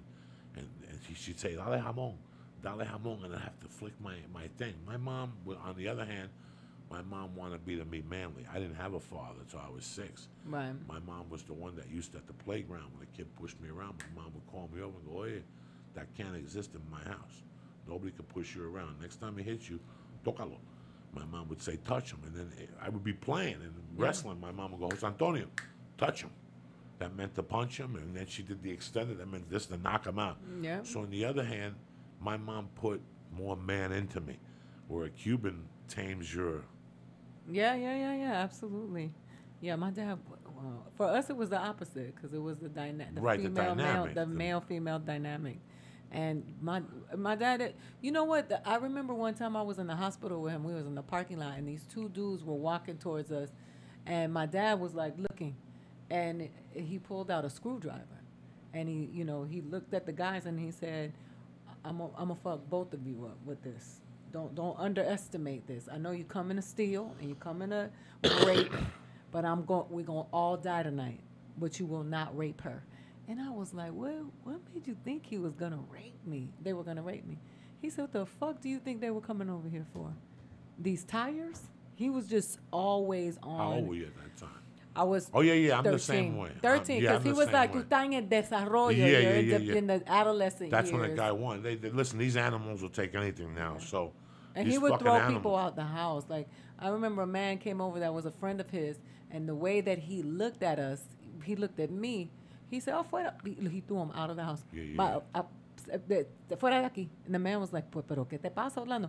Que yo vi que tú estabas vacilando a mi hija." Pa'l carajo, No shit. Yeah, he was like, "I saw you looking at her with the wrong eyes." He was like, "Get the fuck out of my house before I go get my gun." He was so like, but you know what? He was right, because he's right. That dude was a weirdo. I ain't fucking crazy. His intuition was always on point. Listen, I got street intuition, and I know I had bad thoughts at one time. Right. So when I came to you with those bad thoughts, now I know what it looks like. Oh yeah. I know what it looks like at all times. I know what the foot. The pacing of the footing, the breathing, I know it because I lived it. I lived it in more ways than one. I lived as a thief, as a drug dealer, as a fucking dude that was going to take you down. I know the pacing, the breathing, you know it. So you see it. Yeah. You know, I know when I'm horned up. I know when somebody fucking swoops me and I can't think, and you get into that moment, thank God I'm not a tree jumper, and I would rip a lady's shirt off or something like that. But I know what it looks like because I've been there. Oh, yeah. So I know all the fucking signs. You know, yeah. And I hate to say this, what I think, I've been watered down over the years. What I think a woman should act like and a guy should act like is completely different from what they act like today. if I had the time, I'd give you the list. If we had the time tonight, I'd give you the list, and you'd die, because I came from a different cloth. Oh yeah, we grew You know, up like when that. I moved here with a girl that was a whore. She tried to contain herself, but she was a whore. And she was a stripper, and when people would talk to her, she'd talk. You know, I grew up with a girl in Jersey she looked like you. Her name was Regina Gordon. God have her in her soul. She died when she was 49. She was young. She was Puerto Rican and black. Oh, no, black and Italian. And her mother died, and she lived with her cousins in my hometown, and I knew her boyfriend, and when my mother died, she called me, and her and I were friends. And she was a half a whore, but she was a woman. Right. Entiende? You know, little things. Like, she was a half a whore with my friend, and she would dump him and go out with an older guy and then go back to him. But she was a woman. She acted like a woman at all times, you know? And I remember being in the city with her one night and talking to a friend of mine from high school, and I left Regina at the bar stool. And there was 2 bar stools open. And some guy came over, and before the guy was like sitting there, like, you know how people try to be friendly? And she's like, before you get comfortable, dog, somebody was sitting there, I don't want to hear your fucking story. Take a hike. Yeah. And I was like 5 feet away, and I'm like, damn, that's what I grew up with. Yeah, that's how. And we then were. 20 years later, one night, I'm with the stripper at the Improv. I'll never forget this. And I just moved to LA, you know, and I knew she was a dirty fucking whore, so I knew what I was going in with, you know. She was the type of girl that wanted to shoot pool and all that dumb shit in a fucking bar. And I went to go to the bathroom, and I come back, and Jackie Flynn, the comic, is sitting there talking to him. And I remember going, that's the difference between the women I grew up with and these fucking savages that are here today. You know, they're talking about grapes, and, oh my God, I go to Rouse too. And, you know, and I'm like, Jack, what? Oh, we would take a fucking hike. You know this. He was in the corner. He was watching me the whole time. I was watching him. I just wanted to test him to see if he was going to be that fucking stupid. Because then again, where I come from, that's a smack to the face, and you got to take it like a man. That's right. Because even when you tell the cop I sat there, he's going to go, dog, he saw you sitting there, so when he went to the bathroom, you moved in. In my neighborhood, that's a smack to the fucking mouth. But in today's society, man, he wasn't doing nothing. They were just talking. Oh, my God, you're such an animal. You have to learn to control your anger. No, dog, there's a fucking code, stupid motherfucker, and that I still live by. Like, I don't fuck. Listen, I'm going to tell you guys something just so you know. When it comes to my wife, I will do 20 years. Yep. I will slice your fucking throat when it comes to my wife. I don't even play. A couple of years ago, I was with a couple of comics, and the comic said something side, and I fucking jumped on him before he finished his sentence. I said shit to him. That next night I went home and Rogan called me. He was like, Joey, I never saw nothing like that. I go, listen, spread the word. You saw that the other night. When it comes to my wife, you will sit there bleeding. Yep. And I will not mind. And I'll do it in front of everybody just so the hint gets out there. So even when I'm in prison, they know I'll come out and slice them again. Like when it comes to my wife, you could disrespect me. Once you disrespect my wife, I just stop talking to you because the next step I'm gonna fucking I just get fucking furious, you know. Right. But that's how I was raised. Yeah. Yeah. That's how I was raised. The dumb whore, you could have disrespected her because I knew where she was coming from. She went to the pool table. You called her a stupid cunt. That's what you get for playing pool. Yeah. You know, but my wife wouldn't do that. My wife wouldn't act that way. Like, I'm going to go play with these 3 fucking guys. What are you fucking kidding me? That's how. What are you fucking kidding me? They seem like, this is real shit. they seem like fun. They don't want to sleep with me. No. They just want to shoot pool with you. Yeah. You're a fucking whore. You know they want to fuck you. And that's the hand you're playing, you miserable fuck. That's how I grew up. That was my dad. My dad would be like, what you smiling about? Oh, my God. Yeah, Why do we see teeth? We'd be like, my sister would be like, I don't understand. Did your dad grow up poor? Yeah, he grew up poor. He worked really hard for everything. That when he came to America, he drove a truck. He fixed windows. He had a business, los números. Like he did All right, hustler. So he did something on the Absolutely. side. Okay, every Cuban does something on the He side. everybody, you know. Because you don't have a gun unless you're slinging. Oh yeah. And he didn't do no drugs. No, he didn't do drugs. You never caught him? No, I never caught him. I never caught him. Yes, you did. No, I never caught him. And if I did, I'd never tell because I have a code. Right, okay. But listen, he used to tell people, cuando tú naciste, yo estaba parado en la esquina. Like, he was like, don't try to That run means game on when me. you were born, I was already on the corner, and Yeah. I'm the same way. Don't try to run game on me, man. That was the biggest offense to him, is to try to run. Yo te tengo Lee, acá what's de the comer, mira. conversation we have? We have these conversations every day with Hey, Liam. oh my God, The that people was who think like They you can just fell off the fucking boat. And Yes. they come to you, what's that? What's those podcast people? We love for you to come to the network. You get 50% of your avatar. Did I just fall off a tree? Just because I go, your office is in Beverly Hills, I got to give you 50% of the take? Even the mafia only takes 15. The mafia takes 15. And this town is filled with those people. Oh, yeah. You know, man, God gave me one gift. I don't care about, like, when we discuss this, I don't care about the Martians. Mm-hmm. I don't care about Jeb Bush. I never have. I'm not going to lie to anybody since I was a kid, even before the felonies. Yeah. It seemed like it's the same bullshit every 4 years, and we believe Doesn't it. matter who it and is. every year we get into more and more debt, and every year, so don't stop it. I believe in people. I believe in people. I want to know what makes them tick. Yep. And I could see when somebody's coming from the fucking.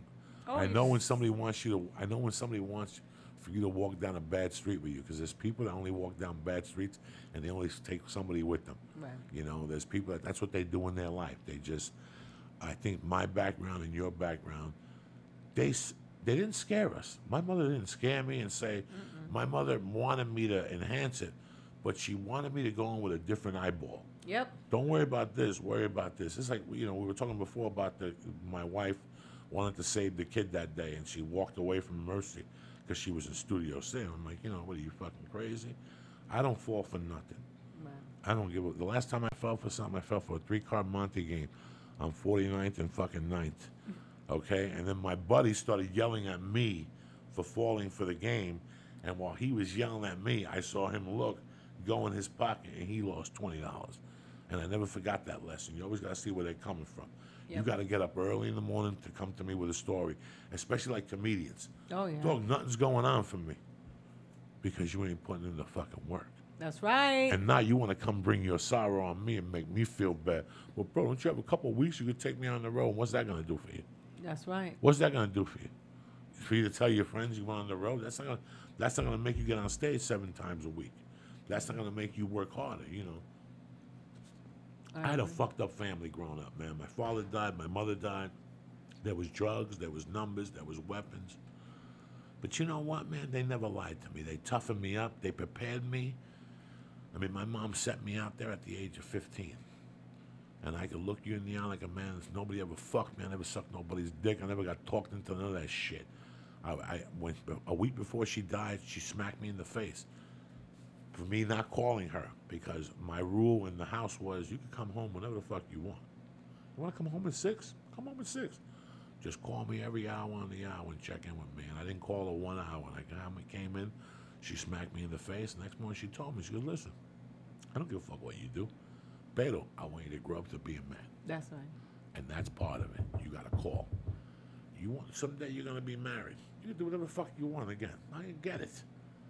But give your wife the respect and call her every hour. She's not going to be mad at you if you call her every hour. Mira, I'm here with Miguel. Vaya. I don't have to work tomorrow. Give your wife. And that always stuck with me. Those little words from my mom. So it's the reason why our conversation on the plane intrigued me was because we were raised by the same person, different genres. Oh, yeah. There was no genre in the house. My mom told me exactly how it was. There was a babysitter I had, and my mom pulled me over, and she goes, listen, don't drink out of the same glass as she is. Yeah. There's a rumor that she's syphilitica. Yes. Why would you let a babysitter watch me if she's got syphilis? But she grew up with her, Gloria La Loca. Do you know that Gloria is still alive? People tell me when I go to Jersey, bro, do you know Lady Gloria that shakes? I hit her in the head one time with a fucking shoehorn because she wouldn't let me watch Hawaii 5-0 back in 1960 fucking 9. You hit her in the head But the metal shoehorn? The metal shoehorn. But Is that why she shakes? No, she was shaking way before that. But it was funny. She was beautiful. She's a beautiful Cuban woman with long brown hair to her back and blue eyes. She looked white. She looked, these women looked white, Right. And she's still alive. She's still alive, Bergen Line. I don't think she's doing anything crazy anymore, but She outlived all those people that were. people always tell me, "Do you know a lady named Gloria? She says that she babysat you when you were a kid." I'm like, "Tell her to leave the number here, because I love to see her just to talk to her." You know? Oh, that's so nice. Yeah. Oh, the babysitter. Yeah, my babysitter was a drug dealer too. Esther. She's an ex-con, 6'2", blonde, Cuban woman, Esther Dominguez. And this woman was such a gangster. Let me tell you, she used to have she had a baby from one of the neighbors' husbands, and nobody ever knew that she had gotten pregnant from this dude that was married. Freddie was married to Judy, and she goes to the grocery store with the baby, and she would pack the stroller with meat. She would steal it, and then one day she was in the grocery store, and they caught her. And she goes, Aida, because that's what they used to call me. Agarra la niña, arranca para la casa. Like, grab the baby and go straight to the house. And I'm like, what is going on? She was not afraid of anybody. I've never met somebody. And my mother's fearless. But this woman used to be, like, she used to tell my dad, no le pongan las manos a ella porque nos vamos a empatar tú y yo. Like, if you put your hands on her, we are going to fight. She was square up with my dad. And I grew up with her. And I knew let me tell you, that lady used to go to the mall, steal clothes, and bring it to me and say, now you take it and return it and go get some clothes for school. She always, she was I feel like the street people that I grew up with have more honor and compassion for other humans. You know what I'm saying? Like, you were not allowed to talk bad about prostitutes to my mom, because when my mom she was 9 months pregnant, my dad beat her up, left her in Central Park. She said it was the prostitutes and the junkies that took me to the hospital. So you're not allowed to say talk down on people because of where they are in life. Because she'd be like, hey, you don't know who that person is, where that person came from. We don't do that here. We don't do that here. Why are you laughing? Because I have a joke about Puerto Rican Freddie. Oh. That he was a liaison in my neighborhood, and he taught you about life. He cut the corners for you. Yeah. If you went to him, he'd give you the answers, and that's what we went to when we were kids. We're like, tell us about pussy. And one day he's like, enough with the questions. Come by my window on Friday night. I'm going to fuck my girlfriend. I'll let you listen. But that's the people, and you think back about that. Like, today they'll put you in jail for that. He was serious. He just didn't want to hear no more questions about him. What's pussy like? What's a titty like, bro? Bro, I don't want to. Just come by my window. He charged us all $1 to come by his window and listen to him fuck her. And he left the window open. I remember I'm seeing his ass. That's all I saw was his ass fucking her at 8 o'clock. You had street liaisons that.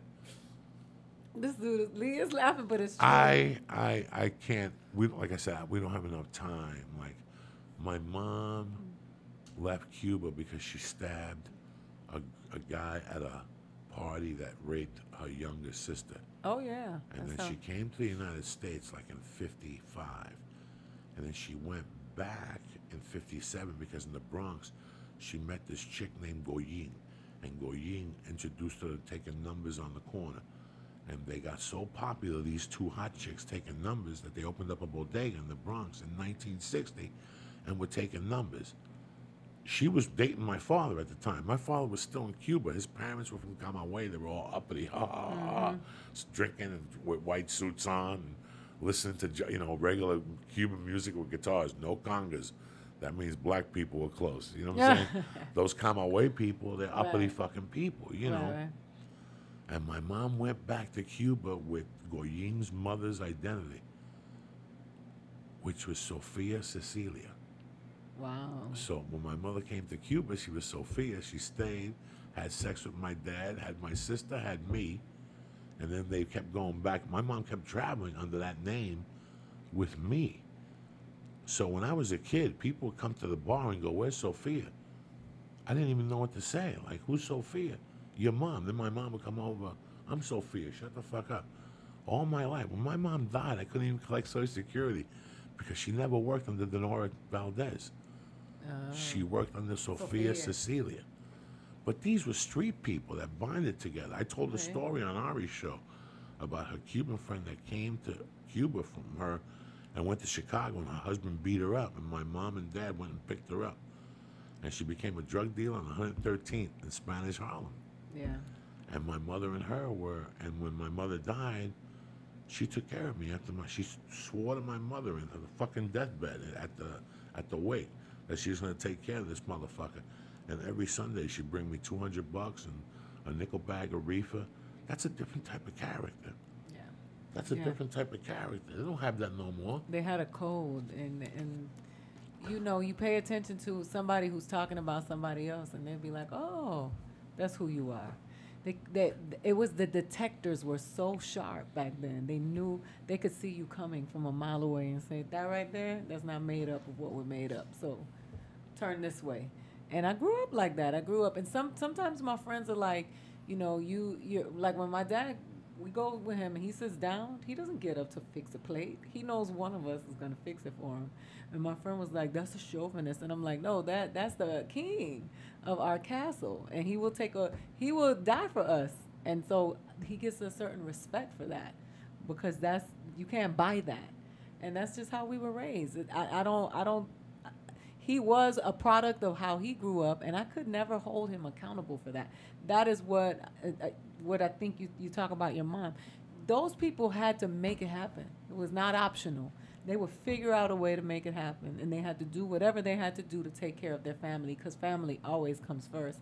And it's just a different time and a different makeup. My dad, I knew that when he said he was going to be somewhere at 5 o'clock, he was going to be there. I knew he was going to be there. He would be there at 4:59, and I have nothing but respect for him. I don't hold any of what he did out of ignorance against him, because I knew that it all came with the best heart intentions. Like when I knew that he was watching me at school, I knew he was just trying to protect me from myself, because I could have just been a statistic. And you know, when my mom would take me to the doctor, he would tell her, "Pregúntale si es señorita." Like, he'd be like, "Check to see if she's still a virgin." Oh my God. And now they consider that, you know, violating someone's privacy, but we didn't have privacy when we were growing up. That was their house. We just lived there. And he would be like, "Oye, averigua si es señorita." Find out if she's a virgin. Because there were, but I knew that that was just his way of expressing love. But I knew I could count on him. And I could count on the people on the block. I look at my daughter, man, and I worry about me. Like, I had a daughter taken from me, but I think of the stuff I was doing in front of her, the stuff that she was seeing at that early age, because that's how I was raised. Right. I was raised at an early age. I'm not here to lie. We all lie, you know. We all make mistakes. We get excited. We exaggerate. Whatever the fuck you do. But I'm not living a lie. Right. You know, people. I get 80 fucking emails a week. 40 of them are like, "You're real. We come up to you and talk to you." You know. Yeah. I was raised to be real. I was raised that if you don't like that person, don't smoke this pot. That's right. If you don't like that person, why are you taking a ride from? You don't like. You know how many fucking emails I get a week about this? Listen, why are you emailing me to tell me that Lee, or you don't like me, or you don't like the sound? Just fucking move on with your life. All of a sudden, life is Yelp. Everybody wants to Yelp people. Well, I don't think. Who gives a fuck what you think? You think when I'm fucking shopping, I'm bouncing my daughter at the fucking park, I'm worried about what the fuck you think? I really don't. I really don't. And if you think people are really acting like that, you're fucking mistaken. Yep. Nobody gives a fuck. I don't give a fuck. When I'm with my kid or with my wife, I don't give a fuck. I really don't. You know, somebody called me the other day, "Hey, man, they want to see you at 5:45. That's my kid time, dog. Am I picking up an envelope? No, they want to see you for a project. Then they can see me at 10:45 tomorrow. I don't give a fuck about your fucking. A lot of people don't have that freedom. I don't have any other way to live. I don't know any other way to live. You know, I don't know if it was it that day on the plane with you? No, that Sunday, that little where we land. No. I went somewhere after I didn't see. I went to Oklahoma. I have a new rule when I'm in public. I look at the nicest white person. If he gets aggravated, then I got all the green light. You understand me? I look for the nicest white family. If they start getting mad, then until they don't get mad, I'm not allowed to get mad. That's hilarious. That's my new rule. What level of anger, though? I go right to 10. As soon as I see a nice white person get mad. What do they have to do? Hey, what the fuck is going on here? The rules. Somebody's cutting it, whatever the fuck thing mind fuck they got. Okay? I don't say a word till the gentliest Gentile goes off. Once the nicest white guy in the fucking airport or wherever it goes off, I'm his backup. I'm his backup. That's my new rule in public because I'm an asshole. I'm an asshole, I know it. That's my new fucking rule, Oh, yeah, he's fucked up like a can of worms and shit. I look at my daughter now, this little 2-year-old, she's going through that thing now. She's going through her daddy thing. I got to tiptoe out of the house at night. There's some nights I could pick her up and go, Daddy's going to work, and I'll kiss her and she'll go, bye-bye. But it's getting few and far between. I can't. When I see her at the pool, she gets excited, and it makes me feel good. But it makes me mad because the other girl I had was the same way and even worse. The first one, and they talked her out of it. These fucking people who walk around like they're, like the family, like when you go to their house to eat, when you're walking down the stairs, they all come out and hug each other and wave at you as a family. That's the hand she's playing, but she took this kid from me, you know what I'm saying? And I knew where I came from. My dad was in numbers, my mom did the numbers, my mom did blow, whatever the fuck. But they raised a man. I mean, her influence in my life was so strong that all I ever worked for was to get to where I am now. That now I could, if I die, I could walk into hell or heaven and go, I did a lot of fucked up shit. But I turned my life around. You know what I'm saying? I ended up, no, just give me that one. Wait, you gotta have it. I had some from it. Oh, then give me another one. That's what I was going to say. You're gonna give me some Jewy germs and shit. You know what I'm saying? Next thing you know, I'm walking around all confused. Bro, 3 stars. But I look at, I can't believe, like, right now, the Cuban in me wants to stop what I'm doing, get a knife, and go chop their heads off, Right. Because that's the Cuban in me. Like, that, they took something from me. I stayed hit. You know what I'm saying? Like, right now. But I can't do that. The nice Cuban in me has to accept it and move on with their life. You know what I'm saying? No, Aida, that time on the plane, you fucked with my head. I had to check myself when I went home. I had to go home and look at my daughter's picture and check myself because, you know what, man? I'm like that about him. If I love you, I got your back to the end. I'm old school. Yep. I yelled at him the other day for watching 9 episodes of Black is Orange. Because who's got 9 hours to do something? 5 years from now, he's going to go, I'm broke. And I'm going to go, maybe you shouldn't have watched those 9 episodes that Friday. Maybe something would have happened. Maybe even if you went to 7-Eleven and bought a lottery ticket, anything's better than watching 9 episodes. A lot of people think that like I'm yelling at them. No, that's what a man does. You know what I'm saying? Like, what the fuck? Nobody else is going to say that to him. You know what they're going to tell him? Is, oh, my God, that's such a fun day. Binge TV watch. What binge? What binge? Get the fuck out there and go make 200. Then you come home and watch 2 episodes. 9 episodes. But to the common person, they're like, you're picking on Lee. Yeah, No, I'm not picking on Lee, dog. I'm looking out for Lee. Yeah. In 2 years, one day Lee's going to come up to me and go, dog, you were right. He's not going to, yesterday he looked at me like I had 3 eyes. He told me the week before his girlfriend was sick. And I told him, if your girlfriend's sick on a Friday, you ain't no doctor, take her home. You got work to do. Hell no way. Yeah. Right or wrong, To some people, they're like, that's cruel and punishment. If she ain't going to suck your dick, what are you having her around for? She's sick. Take her home. You ain't Dr. Zhivago.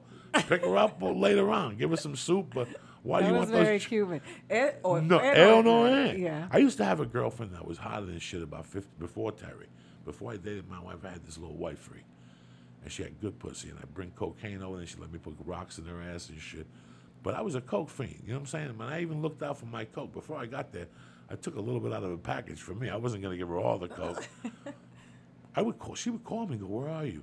But I knew when she was going to get her period. I knew those 5 days. What am I going to go over there for? She got a period. I don't want to see you. I'm going to give you coke. I can't do nothing to talk to you. That's how I really, Aida's looking at me. I can't believe it. That's how I really fucking think, Aida. You waste him. I'm going to go over there and eat that bloody pussy. I don't want to see that disgust. But anyway, when I said that to him, he looked at me all weird. I didn't mean it, but he knows where I'm coming from. Right. That, and nobody else is going to tell you that. People are like, oh, that's so sweet of you taking the day off to take care of your girlfriend. Fuck you it is. I need a chick on my couch coughing and shit. sitting there, laying there, demanding soup, and it's cold and it's hot. Go to your mother's house. They'll take care of you there. I got work to do. I got fucking work to do. You know what I'm saying? You got to, and that's what my mother used to get me up every morning and say, you got to look at the sun. Who sleeps till 9 o'clock in the morning? That's right. All those little things I thank her for today. Yeah. I thank her for all those things that toughen me to fuck up. What are you talking about basketball? What do you mean? No. You got to walk up to 57th. You got to pay the fucking phone bill. Remember when you had to pay the phone bill in person? Mm-hmm. Those were my chores. I couldn't go to my mother. I didn't know what I was doing till the next day. Like, I didn't have no fucking plans like, I'm going to go to Disneyland. No. You got to go pay the mortgage. I left you a check for $800, and I left you the phone bill for $44. Go pay it. How do I get there? Walk. Go get some exercise. It's nice out. You're 10 years old. And don't let nobody take that fucking check. Yes. She used to put a chain on my neck, right? This, like a chain like this, and go, don't let nobody touch it. In the first grade. Like a thick gold chain. Taking a PS 166. Don't let nobody touch it. She was testing me. Yes. She was teaching me, dog. Yeah. Who does that with their kid today? Today your kid gets pushed. You write a documentary about getting bullied. Can you fucking believe that? Can you fucking believe that? They either get bullied, they either have autism, or they're allergic to peanuts. Every kid got a fucking problem. When I was a kid, you were either a dummy or you were fucking on the ball, right or wrong. You were either a retard without the chinky eyes, or you were a fucking... Fuck it. It's Wednesday night, cocksuckers. Let me give you some shout-outs here, and we'll get the fuck out of here. Paul Lynch, Don Salazurulo, Chung Kennedy. I love you, Chung. No offense with the Chinese joke. Lloyd, Brady Ferguson, you bad motherfucker. Thank you for drawing that for your Uncle Joey. Kevin Kruss, Joe Kravitz, Awkward 420, and 300 Rummy. You bad motherfuckers. So talk to me. What's been going on after the last comic? You're on the road. You're selling out. Spanish people ain't showing up. What the fuck? They think that I'm gonna draw the Latino whistle. I'm gonna blow the Latino Club whistle. owners come in like, what happened? There's not enough fucking Spanish people. We made tortilla chips. So we have a special on fish tacos. The fish tacos are delicious. I've been going all over the country, and I just came back from Dallas, Texas, all right, where they got a little tight on me. But I was in Denver a few weeks before, and they were cool. And in Portland, they were cool. But I will let you. Did you go to Helium? Yeah, I did. How cool is that club? I love it there. Did you get the Cuban sandwich? No, I didn't. I didn't know they had a Cuban sandwich. They got a Cuban sandwich. I don't think that. I think they took it off the menu. It ain't bad. Oh, really? It's very. They got a lot of Cuban food in Portland when I went the last time. Yeah, it's very avant-garde, but I tell you, I hate ranch dressing. Fucking hate it. I don't even like it on the table with me. They got spicy flame ranch. It'll change your life with tater tots. Lisa Syatt told me to put one in his little culo, and she let the Mexican smoke his pipe when she's coughing and shit. Disgusting. Disgusting. How high are you, Lee? Lee keeps falling asleep. The highest, probably. Oh my God. You're pretty high yourself. That fucking star hit you. You got to see your little eyes. You look beautiful. Thank You're you. very beautiful, man. You're appreciate very beautiful. that. So what else is going on? They're offering you TV deals. Yeah, we're working on some TV stuff. Oh, you know that. How many people do you know that have had development deals? Everybody. So yeah, I've been talking to, but I've been writing my own stuff, and I'm working on my own stuff. I put my own shows up. I make my own movies, my own little independent movies, and Thomas Edison said, everything comes to he who hustles while he waits. So I live by that. I don't have that lazy blood. I can't just sit around and do it. I have to be doing something. You don't watch 9 episodes of Black is Orange. Orange is the new black. I'll fucking kill you, cocksucker. No, I can't. You're lucky I love you. And I wake up at 7 in the morning every day. You have to. Yeah, it's just. Even when I was doing drugs, I'm up early. Yeah. Just certain little fucking things make a difference, And, yeah. I had a lot of help growing up from friends, and that I love Lee. Lee knows that he's a bad motherfucker. Lee lost like 100 pounds and shit. Oh, congratulations, you gotta see it. Lee. It's thong season. Lee's going for it. He's gonna go to the Jewish Community Center to learn how to swim. The other day I was thinking about you. They have free swimming classes at the Jewish Community Center in Sherman Oaks. Yep. And they teach you how to swim. The guy was an Olympian, Larry Krasuski. He's from Israel. Yeah. Fucking pretty interesting shit, man. I was gonna tell you, go up there and show him the physique. My mom took us to swimming lessons like our entire life. I'm a good swimmer. Good for you. You should go over there to the Jewish community. So it's free. Just go in there, Rosh Hashanah, give them a hug. Fuck it. Look at the fucking shape of you. Dude, 375. Who gives a fuck? Last week I gave you 800, but I didn't tell you you weren't half as high. When I dose him, I give him like 800 milligrams. He don't know nothing. He walks out of here, but he knows the numbers, and then he starts doing the math, and he starts scaring himself. You're onto something. You're onto something. It's just the right fucking thing in the right fucking channel. Thank you. You're onto something. I don't say that to a lot of people. There's not a lot, I put a lot of women comics on this show. Mm-hmm. I'm a fan of women comics. Like, right. I don't like what people say that women are not funny. There's nights I've walked into a club and I've laughed at you. I've laughed at dozens of women. Right. Listen, you want me to tell you I fucking fell off my chair and puked? No. Right. But you hit me. You fucking hit me. You right. know what I'm saying? You caught me at that moment. Now I became a fan because I know how hard it is for a woman. Yeah. I know how hard it is, I used to go to Ivana Chubbuck. Oh, yeah. Ivana Chubbuck is and you know what, man? If she wasn't such a fucking witch anymore, I would recommend you to go. I would even fucking give you the dough to go because she had 2 Oscar winners, and they were both tall and lanky. That's what she liked. She had Charlize Theron, and she had the black girl, right? Yeah. The year before. What's her name? Halle Berry. Halle Berry. She had Halle Berry in there. And I remember going to the master class to watch, and she had women stripping down naked. Like that's what she'd do to women. Right. She would break you down, and a lot of women would quit. I remember my medium class, I had to do a scene from the movie Harvey with, what's his name? And they put a girl in that scene that was beautiful, and I had to make out with her. Do you know how fucking embarrassed I was? Oh, my God. I felt so embarrassed for the girl. I couldn't even do it. I didn't even show up that day to do the fucking scene. Make out with a stranger for free. Get the fuck out of here. I was embarrassed. Oh, my God. But that's the acting. That's how they teach you. But they said she was the best with women. Once you got to her level, she would rock you. But now it's not that what it is. Now the master class is for people to say it's the master class. 15 years ago when I got here, bro, the master class started at 7. There was a line at 4 for people to go watch in the back, like agents and CBS and people like that. But now it's just a bunch of kids with tattoos with hats, birds on their fucking shoulders, telling people they're actors and shit. You shooting a special or anything like that? I've been working on my hour. I've been working on it, but I'm not putting it out until I've never put out an hour. I don't do those DVDs and put my stand up out there. You don't sell tickets after. You don't sell DVDs after shows. No, I sell shirts, but I haven't done an hour yet because I want a good hour. I understand. I really want a good one, and I've only been doing stand up 7 years, so I've just started. I'm just really getting started. To me, like a lot of people that I know that started with me think that they've arrived. And No. Such a long way to go. At the 10-year mark, you think you've arrived, and I tell you, it becomes something else at 14 or 15. I heard that. And then for me, the light went off I can't lie to you, the light went off at 18. Wow. I got it, I just didn't want to do it. It was in front of me, but I didn't want to make that little commitment. Because you got to make the commitment in your mind first to be a headliner, to go home at night, really put pieces together, and really look at your material. And I can't tape myself. I can't hear my voice. I know it's so I have a hard time. So sometimes Lee does the sets with me, not tonight because he's not going to even remember where I take him. But I started working a little harder to get.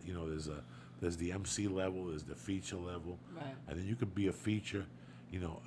People throw the word headliner around, and it takes a long time. And you're very lucky. And I'll tell you why, because they threw you into the mouth of the lion. Right. That's the way to make a headliner. You don't make a headliner by saying, well, feature him for a year. No, headline that motherfucker. And one day at the 8-month mark, you'll go, oh, shit.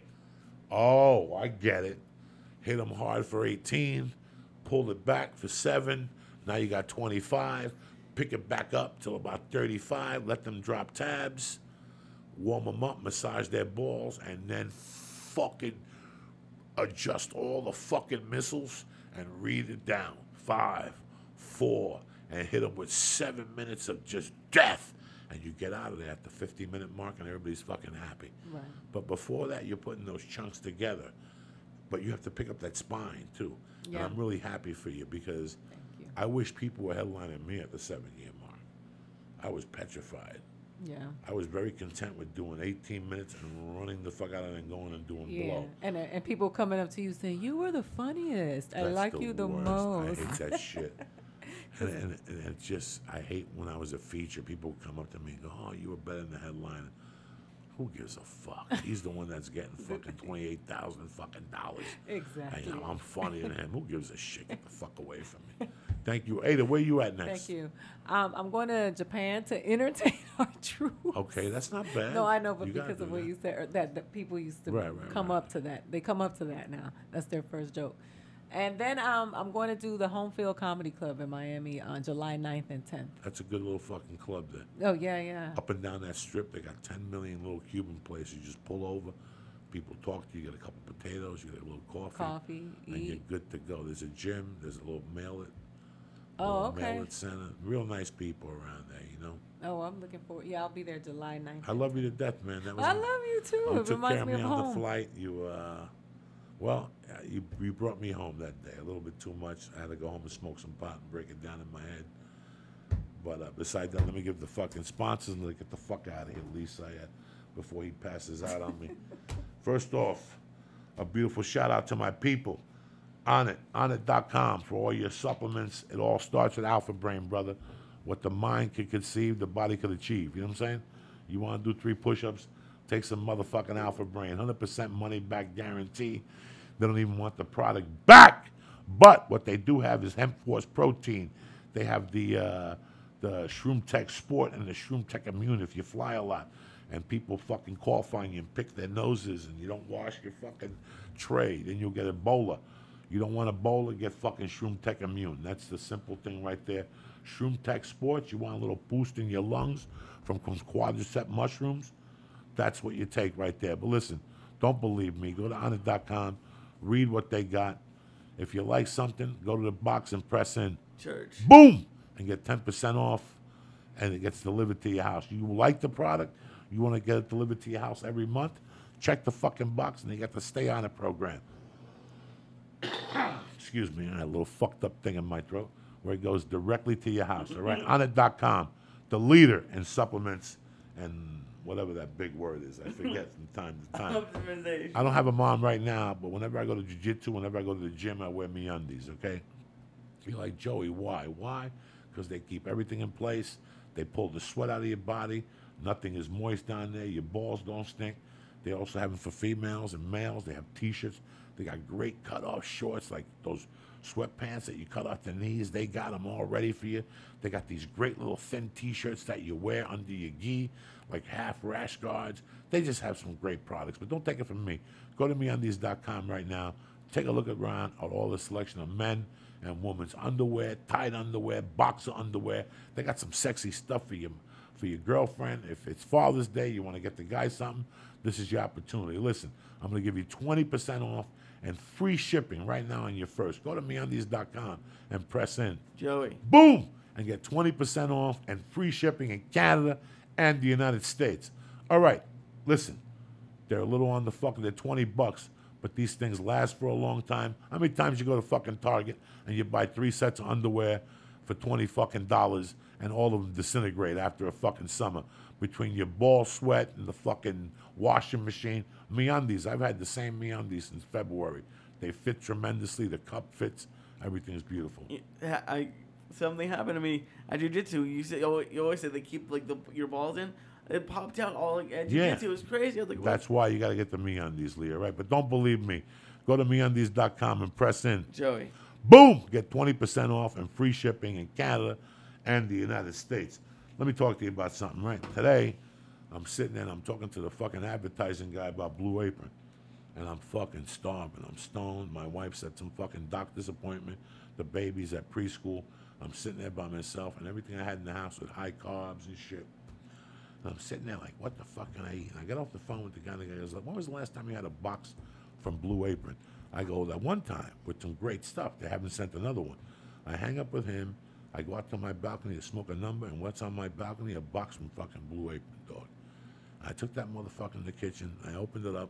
Listen, I'm not a good cook, even if they send me the recipe. They send you recipes, but you give them straight to your fucking wife. That's what I did. But let's talk about this, all right? I mean, who the fuck wants to cook when you get home after work? Or you got to go wait in line at the fucking grocery store, and then you got to cook a fucking meal and cut shit. No.